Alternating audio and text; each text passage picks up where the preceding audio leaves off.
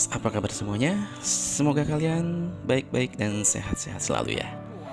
Oke, jumpa lagi di channel kesayangan kita ini. Kali ini saya akan coba membawakan alur cerita dari sebuah film yang sangat menegangkan sekali yang berjudul Ricky Oh, The Story of Ricky. Film ini dirilis tahun 1992 dan disutradarai oleh Lam Ngai Kai dan juga dibintangi oleh aktor terkenal Louis Fan. Film ini memiliki rating 7,1 di IMDb dan saat itu merupakan film yang cukup laris. Oke, seperti apa keseruan dari film ini? Sebelumnya saya sarankan buat kalian untuk klik tombol like, subscribe, dan juga komen. Dan ada beberapa adegan yang mungkin saya akan coba blur di film ini karena memang banyak sekali adegan-adegan yang mungkin akan membuat kalian juga bergidik ngeri ya. Oke, seperti apa kisahnya? Kita akan langsung ke inti ceritanya.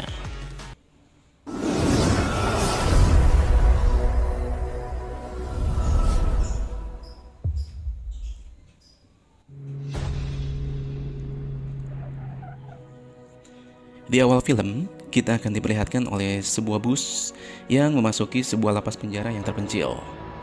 Dan bus ini membawa kawanan pria, dan ternyata mereka ini adalah tahanan baru dan salah satu diantaranya adalah Ricky. Dimana Ricky ini berumur 21 tahun dan dia dihukum karena telah melakukan pembunuhan dan juga penyerangan. Dan dia dijatuhi hukuman selama 10 tahun penjara. Ketika Ricky diperiksa menggunakan metal detektor, Ricky diberhentikan karena ada logam di tubuhnya. Tapi anehnya, saat diperiksa tak ada apa-apa di tubuhnya. Lalu dia pun diperiksa dengan menggunakan X-ray dan ternyata setelah dicek ada 5 peluru yang bersarang di dadanya Ricky. Dan Ricky sengaja tidak dikeluarkan karena dia bilang itu untuk kenang-kenangan saja. Wow. Oh ya, just info, di penjara ini diketuai oleh kepala sipir yang kebetulan saat itu sedang tidak ada di sana. Lalu ada juga asisten kepala sipir. Dan penjara ini dibagi menjadi 4 bagian atau 4 sektor, yaitu sektor barat, timur, utara, dan juga selatan. Di mana di masing-masing sektor tersebut ada penguasa ataupun ketua gengnya. Untuk area ataupun sektor utara diketuai oleh Oscar, selatan oleh Dragon, barat oleh Logan, dan sektor timur dikuasai oleh Jordi. Lalu di penjara ini diceritakan juga bahwa yang lemah ini akan semakin tertindas seperti bapak-bapak satu ini, di mana dia dibully oleh napi yang lain yang bernama Samuel, di mana Samuel ini menghancurkan mainan yang sengaja dibuat oleh bapak-bapak tersebut untuk anaknya nanti setelah dia bebas. Karena sebentar lagi si bapak-bapak ini akan meninggalkan penjara tersebut. Tak sampai di situ, ternyata dia juga dilukai wajahnya karena terus melawan. Tapi tiba-tiba Ricky datang dan berhasil menjatuhkan Samuel hingga terluka pada bagian wajahnya. Ternyata asistennya Samuel yang gundul ini hendak menghajar Ricky, tapi tidak jadi karena dia takut melihat auranya Ricky yang sangat seram. Setelah itu, karena bapak-bapak itu ditambah masa tahanannya dan tak kunjung bebas, maka bapak-bapak tersebut pun depresi dan akhirnya dia gantung diri. Dan hal tersebut membuat Ricky sangat marah. Lalu Shin pun berpindah ke Samuel yang dendam dan menyuruh petugas lapas untuk menghabisi Ricky, yaitu dengan mengeluarkan tahanan yang berbadan besar yang bernama Zoro. Dan saat Ricky sedang mandi, dia didatangi oleh Zoro dan langsung menghajarnya hingga Ricky pun terpental jauh. Kemudian Ricky membalasnya hanya dengan 1 pukulan saja yang langsung menembus perut Zoro. Oh my god. Tak sampai di situ, Samuel juga tewas dihajar oleh Ricky karena dia ikut melawan. Dan saat Ricky dibawa oleh petugas lapas, dia didatangi oleh penguasa sektor utara yaitu Oscar. Bersama asistennya, dia mendatangi Ricky untuk meminta Ricky tunduk kepadanya karena Ricky ada di area utara. Ternyata Ricky tidak menghiraukannya. Setelah itu Ricky berada dalam penjara dan membuat gempar sektor utara. Akhirnya asisten sipir ingin bertemu dengan Ricky di ruangannya. Di sana Ricky ditanya berbagai hal mengenai asal-usul Ricky, tapi Ricky pun diam tidak menjawab sama sekali. Sampai akhirnya dia mengeluarkan foto yang tak lain itu adalah foto kekasihnya Ricky dan mengancam Ricky jika tetap diam dia akan menangkap kekasihnya dan bermain-main dengannya. Sontak, hal tersebut membuat Ricky marah sampai dia menghancurkan meja asisten kepala sipir tersebut. Dan Ricky membuat para petugas ketakutan, lalu Ricky pun pergi sambil mengucapkan, "Jangan ikut campur dengan urusanku." Oke, singkat cerita, malam pun tiba. Di sini diperlihatkan ternyata selain Ricky ahli bela diri, ternyata dia juga mahir memainkan sterling. Sambil meniup sterling tersebut, dia pun mengingat masa lalunya yang bahagia bersama kekasihnya. Sampai waktu itu petaka muncul di mana saat itu kekasihnya yang secara tidak sengaja memergoki kawanan pria yang sedang melakukan transaksi narkoba. Sampai akhirnya ketahuan dan hendak diperkosa. Karena melawan, kekasih Ricky ini pun berhasil kabur, namun naas dia terjatuh dari atas gedung hingga tewas seketika. Dan saat Ricky tahu dalam penyebab kematian kekasihnya, dia pun langsung mendatangi bos mafia narkoba tersebut dan langsung menyerangnya. Meski Ricky sempat ditembak berulang kali, namun tembakan tersebut membuat Ricky tidak jatuh. Sampai akhirnya dia memukul kepala bos narkoba tersebut hingga tewas seketika. Dan karena itulah Rizky dipenjara. Singkat cerita, scene pun berpindah ke asisten kepala sipir yang menyuruh Oscar untuk menghabisi Ricky. Lalu Oscar melukai salah satu napi dan membawanya ke lapangan dengan tujuan untuk memancing Ricky. Dan benar saja Ricky pun muncul dan tak lama kemudian Oscar pun langsung menyerang Ricky. Awalnya Ricky hanya menghindar. Lalu berikutnya Ricky pun mulai membalas dan menghajar balik Oscar. Karena merasa kepepet, Oscar pun mulai mengeluarkan senjata dan berhasil melukai mata dan tangannya Ricky.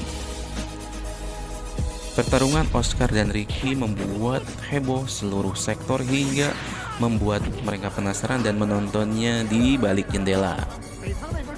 Lanjut ke pertarungan, karena terdesak Ricky pun menemukan sumber air dan langsung menghancurkannya hingga air tersebut pun menyembur keluar. Dan seketika itu pun Ricky langsung membersihkan matanya dan menjahit urat tangannya sendiri. Oh my god. Kemudian Ricky pun berhasil mengalahkan Oscar dan menyelamatkan napi yang dipasung tersebut. Namun naas, dia sudah tidak bernyawa. Lalu tak lama muncul asisten kepala sipir yang langsung menawari Ricky menjadi penguasa sektor utara. Namun Ricky mengabaikannya. Karena Oscar sudah tewas, asisten Oscar yang bernama Shinji ini terlihat sedang sendirian bermain musik dengan selembar daun. Dan hal tersebut diketahui oleh Ricky yang langsung mengajarinya. Tapi Ricky kaget melihat lidahnya Shinji ini ternyata sudah terpotong. Akhirnya, karena kasihan, Ricky pun memberikan serulingnya kepada Shinji dan dia pun sangat senang sekali. Karena akhirnya Shinji ini dia bisa bermain musik dan bersuara lagi. Saking senangnya, Shinji membalas dengan memberikan sebungkus tanaman opium. Ini sejenis ganja ya. Dan saat itu Ricky bertanya dapat dari mana opium ini. Lalu Shinji pun menunjuk ke arah sektor barat. Dan di saat bersamaan Logan pun mengintipnya dari kejauhan. Hingga akhirnya Shinji dipanggil oleh 3 penguasa untuk akan segera dihukum karena telah membocorkan rahasia ladang opiumnya kepada Ricky. Dan jika mau selamat, Shinji harus membunuh Ricky. Namun Ricky menolaknya hingga dia pun dibunuh oleh Logan. Sontak Ricky pun yang mengetahui hal tersebut sangat marah hingga dia nekat membakar ladang opium di sektor barat. Akan tetapi hal tersebut ternyata ketahuan oleh 3 penguasa sektor. Dan akhirnya Ricky pun dibawa oleh Jordi ke sebuah ruangan. Di sana Jordi hendak menghajar Ricky, namun tiba-tiba keluar lumpur dari ruangan tersebut. Tapi untungnya Ricky bisa keluar dan juga menyelamatkan Jordi. Namun karena semen tersebut sudah mengering, membuat tubuh mereka tak bisa bergerak dan akhirnya ditangkap oleh petugas sipir.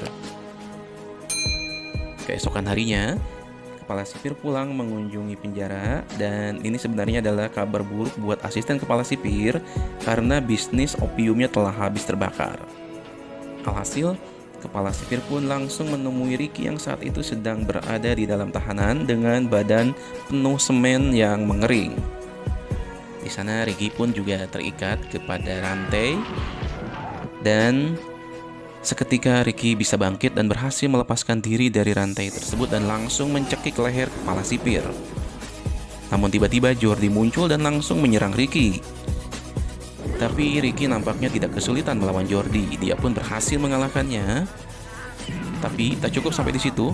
Ternyata sekarang Ricky terdesak karena atap baja yang ada di atas kepala Ricky tersebut hendak menggencetnya. Namun, di luar dugaan, Jordi ternyata mencoba menolong Ricky sampai akhirnya Ricky pun lolos. Tapi dia pun ternyata langsung terperosok ke dalam jebakan. Singkat cerita, keesokan harinya semua tahanan dikumpulkan untuk mengubur Ricky hidup-hidup.